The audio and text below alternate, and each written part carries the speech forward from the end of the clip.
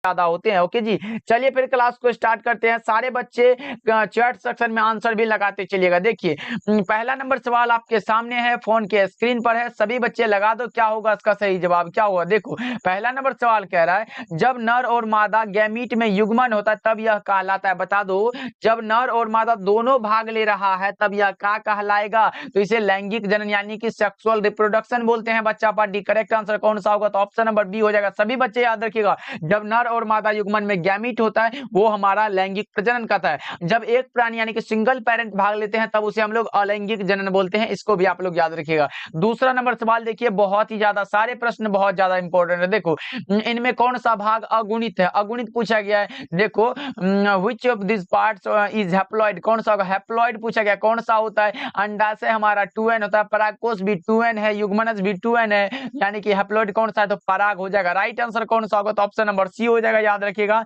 इनमें कौन सा भाग अगुणित है? तो पराग हो जाएगा। चलिए तीसरा नंबर सवाल देखिए आपके सामने है, ये रहा आपके सामने। बता दो इनमें कौन अंडप्रजक प्राणी है? बता दो इनमें कौन सा प्राणी है जो अंडप्रजक प्राणी है? मुर्गी भी है, सांप भी है, मगरमच्छ भी है। तो कौन सा ऑप्शन सही हो जाएगा? ऑप्शन नंबर डी बिल्कुल राइट आंसर हो जाएगा। इनमें सभी हो जाएगा करेक्ट आंसर, क्योंकि ये सारे के सारे क्या है? तो अंडप्रजक प्राणी है। याद रखिएगा, which of this in oviparous animal, कौन सा होगा? हैन होगा, स्नेक होगा, क्रोकोडाइल होगा, ऑल ऑफ दीज होगा। करेक्ट आंसर डी हो जाएगा बच्चों, याद रखिएगा आप लोग। चलिए अगले प्रश्न की ओर बढ़ते हैं। हिंदी और इंग्लिश दोनों मीडियम वालों के लिए है तो कोई दिक्कत की बात नहीं है, बस सारे बच्चे क्लास को लास्ट तक देख लो और इस 50 ऑब्जेक्टिव को आप लोग मुट्ठी में कर लो। भाई देखो, मक्का के अर्ध सूत्राणु में 2n में गुणसूत्रों की संख्या कितनी होती है? अगर 1 है यानी कि हैप्लॉइड रहे तो उसमें 10 होते हैं, फिर इसमें 2n लगा हुआ है तो n प्लस n बराबर क्या होगा? तो 20 हो जाएगा। करेक्ट आंसर कौन सा? तो सी में दिया गया। 44 का जो करेक्ट आंसर है वो हो जाएगा ऑप्शन नंबर सी। तो बच्चा पार्टी याद रखेगा,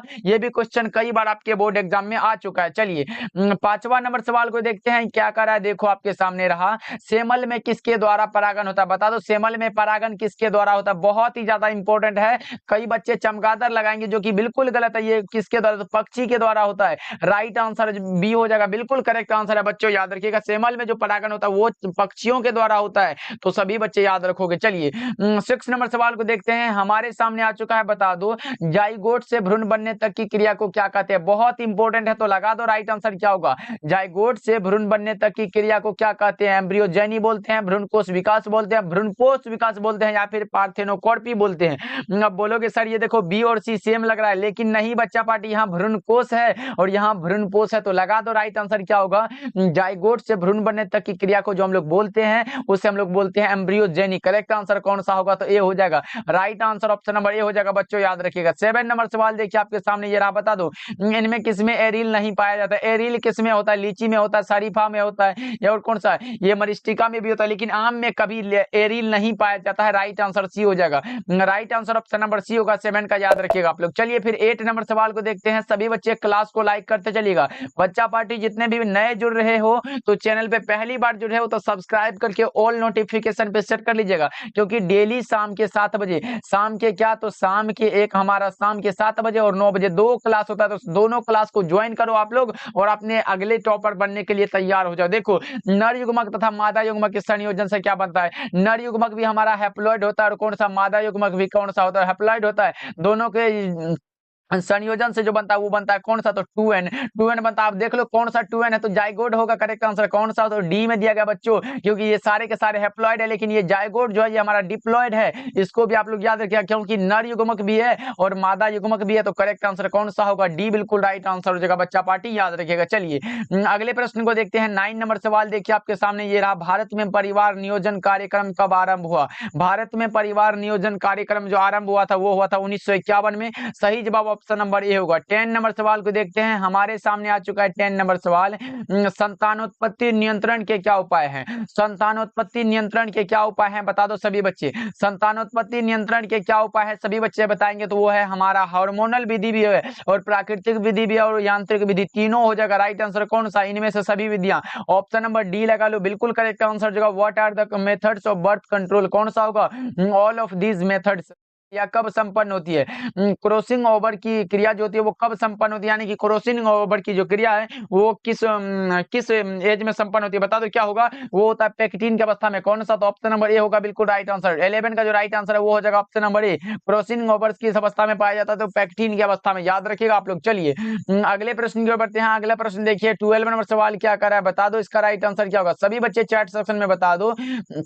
देखो आपके सामने ये रहा क्वेश्चन, तो बता दो इसका राइट आंसर क्या होगा। जब किसी जीव में एक लक्षण के लिए दो से ज्यादा एलील जिम्मेदार हो तो उसे क्या कहते हैं? दो से ज्यादा है तो उसे हम लोग क्या बोलते हैं? बता दो 12 का करेक्ट आंसर। तो इसे हम लोग बोल देते हैं मल्टीपल एलील, यानी कि बहुविकल्पता बोलते हैं। करेक्ट आंसर कौन सा होगा? तो ऑप्शन नंबर सी होगा। चलिए 13 नंबर सवाल को हम लोग देखते हैं क्या कर रहा है। देखो ग्रिफिथ ने किस प्रयोग से सिद्ध किया कि डीएनए ही अनुवांशिक पदार्थ है? बता दो ग्रिफिथ साहब ने किस प्रयोग से सिद्ध किया कि डीएनए ही हमारा अनुवांशिक पदार्थ है? बता दो क्या वो रूपांतरण है, ट्रांसडक्शन है, ट्रांसक्रिप्शन है या फिर ट्रांसलेशन है? क्या है, किसके द्वारा ये सिद्ध किया था?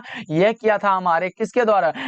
रूपांतरण के द्वारा। करेक्ट आंसर कौन सा होगा? तो ऑप्शन नंबर ए होगा कन्वर्जन के द्वारा। याद रखिएगा ये भी क्वेश्चन बहुत ही ज्यादा इंपॉर्टेंट है। चलिए 14 नंबर सवाल को देखते हैं। हमारे सामने रहा जंक डीएनए किसको कहा जाता है? जंक डीएनए जो कहा जाता है वो नॉन कोडिंग क्रम को कहा जाता है। जंक डीएनए जो कहा जाता है वो नॉन कोडिंग क्रम को कहा जाता है बच्चों।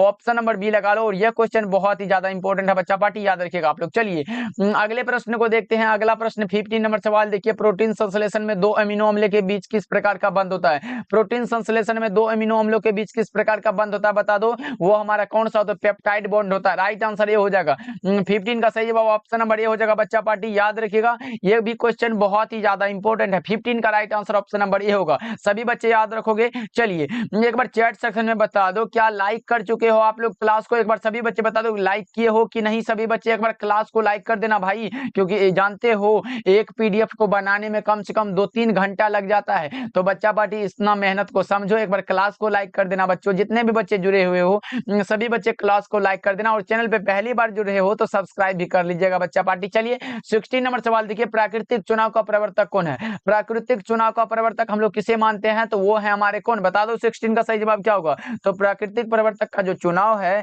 वो है डार्विन साहब। ऑप्शन नंबर बी सही जवाब हो जाएगा। ऑप्शन नंबर बी बिल्कुल सही जवाब हो जाएगा बच्चा पार्टी, याद रखिएगा। चलिए 17 नंबर सवाल देखिए, केवल अफ्रीका में ही कौन पाए जाते हैं? तो जिराफ भी केवल अफ्रीका में ही पाए जाते हैं, जेबरा भी अफ्रीका में ही पाए जाते हैं, और गोरिल्ला भी अफ्रीका में ही पाए जाते हैं। तो कौन सा होगा?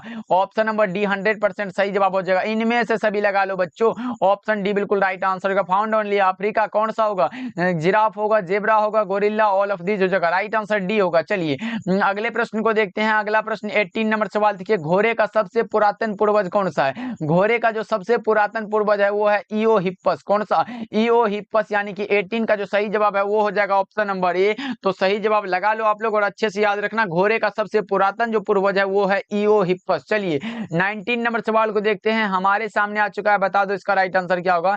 बायोफॉर्म का इस्तेमाल किस बीमारी में किया जाता है? बायोफॉर्म का इस्तेमाल किस बीमारी में किया जाता है? बता दो इसका राइट आंसर क्या होगा।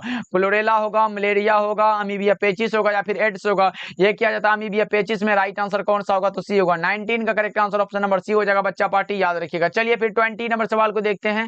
हमारे सामने आ चुका है 20 नंबर सवाल का जवाब बता दो। रेबीज टीका का किसने प्रचलित किया था? रेबीज टीका जो है वो किसने प्रचलित किया था? बता दो 20 का करेक्ट आंसर क्या होगा। रेबीज टीका जो प्रचलित किया था वो किसने किया था? लुई पास्टर साहब ने। कौन सा? तो ऑप्शन नंबर बी में दिया गया, पूरा नाम है लुई पास्टर, इसलिए करेक्ट आंसर कौन सा होगा? तो बी हो जाएगा 100% सही जवाब। चलिए 21 नंबर सवाल को देखते हैं। हमारे सामने है, इनमें कौन सा वायरस जनित रोग है? वायरस के द्वारा होने वाला कौन सा रोग है? मलेरिया, क्षय रोग, हैजा या फिर गुद्दा द्वार में मस्सा? यही हो जाएगा करेक्ट आंसर, गुद्दा द्वार में मस्सा। राइट आंसर कौन सा होगा? तो ऑप्शन नंबर डी होगा।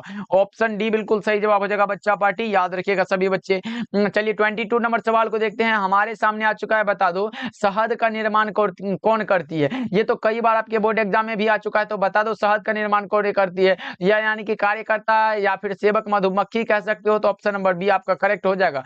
ऑप्शन नंबर बी बिल्कुल सही जवाब हो जाएगा, याद रखिएगा सभी बच्चे। चलिए फिर अगले प्रश्न को देखते देखते हैं 23rd नंबर सवाल देखिए, दूध से दही बनने में किस जीवाणु का उपयोग होता है? दूध से दही बनने में किस जीवाणु का उपयोग होता है? लैक्टोबैसिलस का। लैक्टोबैसिलस का यूज होता है। राइट आंसर बी हो जाएगा। चलिए 24 नंबर सवाल को देखते हैं, हमारे सामने आ चुका है 24 नंबर सवाल। बता दो, पनीर में विशेष प्रकार की सुगंधी आती है, पनीर में जो विशेष प्रकार की सुगंधी आती है वो किससे आती है? यीस्ट से होती है, कवक से होती है, या फिर जीवाणु से, या फिर विषाणु से? किससे आती है? 24 का राइट आंसर बता दो सभी बच्चे। यह आता है जीवाणु से। क्या जीवाणु से? तो ऑप्शन नंबर सी बिल्कुल सही जवाब हो जाएगा, याद रखिएगा आप लोग। चलिए अगले प्रश्न को देखते हैं 25 नंबर सवाल देखिए, अधिकांश प्रतिजैविक तैयार किए जाते हैं, अधिकांश प्रतिजैविक जो है तैयार किए जाते हैं, किससे तैयार करते हैं? बता दो आप लोग, क्या होगा इसका सही जवाब? अधिकांश प्रतिजैविक तैयार किए जाते हैं किससे? बता दो सभी बच्चे फटाफट से चैट सेक्शन में आंसर को, वो हमें किए जाते हैं, किसको किए जाते हैं? वो जीवाणुओं से। करेक्ट आंसर डी होगा। चलिए अगले प्रश्न को देखते हैं 26 नंबर सवाल देखिए, एगारोज निम्नलिखित में किससे निकाला जाता है? किससे प्राप्त करते हैं एगारोज को? तो समुद्री घास से। क्या होगा? ऑप्शन नंबर ए आपका सही जवाब है। 26 का जो राइट आंसर है वो हो जाएगा ऑप्शन नंबर ए। तो बच्चा पार्टी याद रखिएगा, ये भी क्वेश्चन बहुत इंपॉर्टेंट है। ओके चलिए अगले प्रश्न को देखते हैं। अगला प्रश्न 27 नंबर सवाल का जवाब सबसे पहले कौन से बच्चे लगाओगे? बता दो कौन एंजाइम उच्च तापक्रम पर भी सक्रिय रहता है? इनमें कौन सा एंजाइम है जो उच्च तापक्रम पर भी सक्रिय होता है? कौन सा होता है? बता दो इसका राइट आंसर क्या होगा? तो वो हमारा जो होता है वो होता है टेक पॉलीमेरेज। कौन सा? तो ऑप्शन नंबर सी में दिया गया 27 का राइट आंसर सी होगा। चलिए 28 नंबर सवाल को देखते हैं, क्या कह रहा है? प्राइमर्स का उपयोग किया जाता है किसमें? प्राइमर्स का जो उपयोग किया जाता है वो किसमें करते हैं? तो वो हम लोग करते हैं किसमें? बता दो, बहुत ही आसान है, वो करते हैं पीसीआर में। राइट आंसर कौन सा होगा? तो ऑप्शन नंबर ए होगा। ओके पॉलीमेरेज चेन रिएक्शन में। चलिए अगले प्रश्न को देखते हैं 29 नंबर सवाल देखिए, जैव अवस्था में सबसे सुस्पष्ट इकाई को क्या कहते हैं? जैव अवस्था में सबसे सुस्पष्ट इकाई को क्या कहते हैं? तो कोशिका बोलते हैं। राइट आंसर कौन सा होगा? तो ए होगा। 29 का राइट आंसर कौन सा होगा? तो ऑप्शन नंबर ए होगा, याद रखिएगा आप लोग। What is the most distinct unit in the biological state called? कौन सा होगा? तो सेल हो जाएगा। चलिए अगले प्रश्न को देखते हैं। अगला प्रश्न आपके सामने ये रहा 30 नंबर सवाल, इनमें कौन बहुरूपता को दर्शाता? बहुरूपता का कौन सा दर्शाएगा भाई? कौन सा होता बहुरूपता? आप जानते हो, एक हमारा कौन सा होता? तो नर मधुमक्खी, दूसरा होता है रानी मधुमक्खी, तीसरा कौन सा होता? तो सेवक मधुमक्खी। यानी कि यही तो एक ही छत्ता में तीनों लटकल रहता है, इसीलिए करेक्ट आंसर कौन सा होगा? तो ऑप्शन नंबर सी हो जाएगा, बिल्कुल राइट आंसर। चलिए 33 नंबर सवाल देखिए, क्या यहाँ बहुरूपता, बहुरूप को दर्शाने वाला कौन सा होता है? एक ही चीजों में बहुरूप हो तो कौन सा? वो हमारा मधुमक्खी का छाता हो जाता है। चलिए 31 नंबर सवाल देखिए, क्या कह रहा है? आपके सामने प्रस्तुत है क्वेश्चन, तो बता दो इसका राइट आंसर क्या होगा? सभी बच्चे बता दो क्या होगा? इनमें कौन रासायनिक आबादी के जीवों के बीच संचार स्थापित करने में मदद करता है? कौन सा है? इनमें कौन रसायन आबादी के जीवों के बीच संचार स्थापित करने में मदद करता है? कौन सा होता है? 31 का सही जवाब बता दो सभी बच्चे, वो हमारा होता है फेरोमोन। कौन सा? तो ऑप्शन नंबर सी में दिया गया। चलिए 32 नंबर सवाल को देखते हैं। हमारे सामने ये रहा, आपके सामने बता दो, किसी आबादी का स्वरूप निर्भर करता है, किसी भी आबादी का स्वरूप किस पर निर्भर करता है? क्या वो वितरण है, घनत्व है, जातीय रचना है, या फिर इनमें से सभी? क्या होगा? 32 का करेक्ट आंसर इनमें से सभी। करेक्ट आंसर डी होगा। चलिए नेक्स्ट सवाल की ओर बढ़ते हैं। अगला सवाल आपके सामने ये रहा 33 नंबर सवाल, बता दो पारिस्थितिक तंत्र में आहार श्रृंखला का ऊर्जा का प्रवाह कैसा होता है? पारिस्थितिक तंत्र में मैंने बताया था, आहार श्रृंखला में ऊर्जा का जो प्रभाव होता है वो एक दिशीय होता है। कैसे? जैसे अगर घास को बकरी खाए, बकरी क्या खाती है? तो घास। अब बकरी को भी कोई और खा जाता है, वो कौन सा है? तो शेर है। इसी प्रकार ये एक दिशीय होता है। कौन सा? तो ऑप्शन नंबर ए में दिया गया, राइट आंसर ए होगा आपका। चलिए 34 नंबर सवाल देखिए बच्चों, क्या कह रहा है? बता दो संख्या के आधार पर एक फल वाले वृक्ष का पिरामिड कैसा होता है? संख्या के आधार पर पूछा गया है। एक फल वाले वृक्ष का जो पिरामिड होता है वो कैसा होता है? सीधा होता है, तिरछा होता है, उल्टा होता है, या फिर इनमें से कोई नहीं? 34 का राइट आंसर बता दो, यह जो हमारा होता है वो कैसा होता है? उल्टा होता है। सही जवाब ऑप्शन नंबर सी होगा। चलिए 35 नंबर सवाल को देखते हैं। हमारे सामने ये रहा, इनमें कौन प्रथम श्रेणी के उपभोक्ता है? इनमें कौन सा जो प्रथम श्रेणी के उपभोक्ता है? 35 का राइट आंसर बता दो, ये है कौन से? गाय है। तो ऑप्शन नंबर सी हो जाएगा सही जवाब। चलिए अगले प्रश्न को देखते हैं। अगला प्रश्न देखिए 36 नंबर सवाल क्या कर रहा है? स्वस्थानीय संरक्षण के कौन से उदाहरण है? स्वस्थानीय संरक्षण के उदाहरण का नाम बता दो, क्या होगा? ये जंतु उद्यान भी होता है, और वानस्पतिक उद्यान भी होता है, और जीव सफारी पार्क भी होता है। इनमें से सभी लगा लो। करेक्ट आंसर डी हो जाएगा। सभी बच्चे याद रखिएगा, इनमें से सभी हो जाएगा। ओके चलिए अगले प्रश्न, जितने भी ये उद्यान होते हैं सारे के सारे क्या होते हैं? स्वस्थानीय संरक्षण के उदाहरण है। चलिए 37 नंबर सवाल देखिए, पृथ्वी सम्मेलन किस वर्ष आयोजित हुआ था? पृथ्वी सम्मेलन किस वर्ष आयोजित हुआ था, बता दो इसका राइट आंसर क्या होगा। पृथ्वी सम्मेलन 1992 में हुआ था, सभी बच्चे को पता हुआ होगा 1992 में हुआ था, तो याद रखिएगा ये भी क्वेश्चन बहुत ही ज्यादा इंपॉर्टेंट है। 38 नंबर सवाल को देखिए आपके सामने, ये रहा, बता दो क्या होगा। साधारणतः कितने तीव्रता की ध्वनि मानव सहन कर सकता है? साधारण तो जो है वो कितने तीव्रता की ध्वनि मानव जो है वो सहन कर सकता है, बता दो क्या होगा। 38 का करेक्ट आंसर फटाफट से बता दो, ये हमारा कौन सा होगा? 80 से 90 डेसिमल के, राइट आंसर बी होगा। चलिए अगले प्रश्न को देखते हैं। अगला प्रश्न ये रहा 39 नंबर सवाल, भोपाल गैस त्रासदी किस गैस के रिसाव से हुई थी? तो मिथाइल आइसोसाइनेट के कारण, कौन सा होगा? तो ऑप्शन नंबर सी होगा। चलिए 40 नंबर सवाल को देखते हैं, हमारे सामने आ चुका है, बता दूं, वाहित मलजल के शुद्धिकरण में क्रियाशील होते हैं, कौन होते हैं? वाहित मलजल के शुद्धिकरण में क्रियाशील कौन होते हैं? क्या वो जंतु प्लवक है, मछलियां हैं, जीवाणु है, या इनमें से सभी? 40 का करेक्ट आंसर बता दो क्या होगा। ये हमारा होगा जीवाणु, राइट आंसर सी होगा। चलिए 41 नंबर सवाल को देखते हैं, हमारे सामने आ चुका है, उच्च श्रेणी के पौधों में निषेचन कहाँ होता है? बहुत ही आसान है और कई बार बता चुका है मैं आपको कि उच्च श्रेणी के पौधों में जो निषेचन होता है वो इंटरनल फर्टिलाइजेशन होता है, राइट आंसर कौन सा होगा? तो ऑप्शन नंबर बी हो जाएगा, सभी बच्चे याद रखिएगा। चलिए अगले प्रश्न की ओर बढ़ते हैं। अगला प्रश्न ये रहा आपके सामने, बता दो पराग भित्ति कैसी होती है? पराग भित्ति कैसी होती है? द्विस्तरीय, पराग भित्ति द्विस्तरीय होती है, कौन सा? तो ऑप्शन नंबर बी होगा। 43 नंबर सवाल को देखिए आपके सामने, ये रहा, कोशिकीय अवस्था में भ्रूण क्या कहलाता है? कोशिकीय अवस्था में भ्रूण क्या कहलाता है? मोरुल्ला। कोशिकीय अवस्था में भ्रूण क्या कहलाता है? तो मोरुल्ला कहलाता है। 43 का जो करेक्ट आंसर है वो हो जाएगा ऑप्शन नंबर बी। ओके चलिए 44 नंबर सवाल देखिए क्या कर रहा है, अनुवांशिकी शब्द किसने प्रस्तावित किया? अनुवांशिकी शब्द जो है वो किसने प्रस्तावित किया था? मेंडल ने, मॉर्गन ने, बेटसन एवं जॉनसन, किसने किया था? 44 का राइट आंसर बता दो सभी बच्चे। तो ये क्या था? बेटसन साहब ने, ऑप्शन नंबर सी हो जाएगा बिल्कुल राइट आंसर, याद रखिएगा। और अगर पूछा अनुवांशिकता का नियम किसने दिया था, तब आप मेंडल लगा सकते हो। चलिए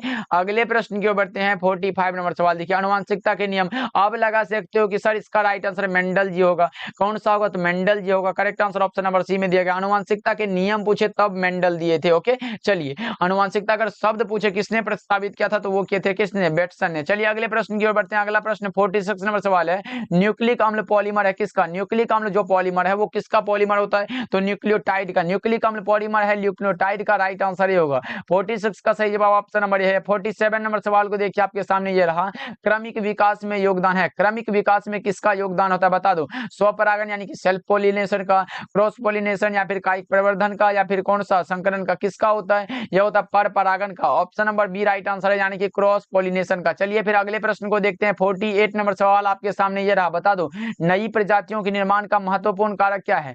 नई प्रजातियों के निर्माण का जो महत्वपूर्ण कारक है वो है हमारा उत्परिवर्तन, म्यूटेशन होता है, म्यूटेशन के कारण होता है, तो ऑप्शन नंबर बी बिल्कुल सही जवाब हो जाएगा। सभी बच्चे याद रखिएगा, ये भी क्वेश्चन बहुत ही ज्यादा इंपॉर्टेंट है। ओके चलिए 49 नंबर सवाल को देखिए आपके सामने, ये रहा, बता दो एंट अमीबा इनमें से क्या है? बहुत ही आसान है, एंट अमीबा जो होता है वो प्रोटोजोआ है। क्या है? तो प्रोटोजोआ, राइट आंसर सी होगा। चलिए 50 नंबर सवाल को देखते हैं, हमारे सामने आ चुका है, बता दो विश्व एड्स दिवस कब मनाया जाता है? विश्व एड्स दिवस हम लोग क्या मनाते हैं, कब मनाते हैं? बता दो। ये मनाते हैं 1 दिसंबर को। विश्व एड्स दिवस कब मनाया जाता है बच्चा पार्टी? बता दो। तो 1 दिसंबर को, याद रखिएगा ये भी क्वेश्चन बहुत ही ज्यादा इंपॉर्टेंट है। तो बच्चा पार्टी अब बता दो कमेंट करके कि इस 50 ऑब्जेक्टिव में आप लोग कितना सही कर पाए, और आज का क्लास आपको कैसा लगा कमेंट करके फटाफट से सभी बच्चे बता दो।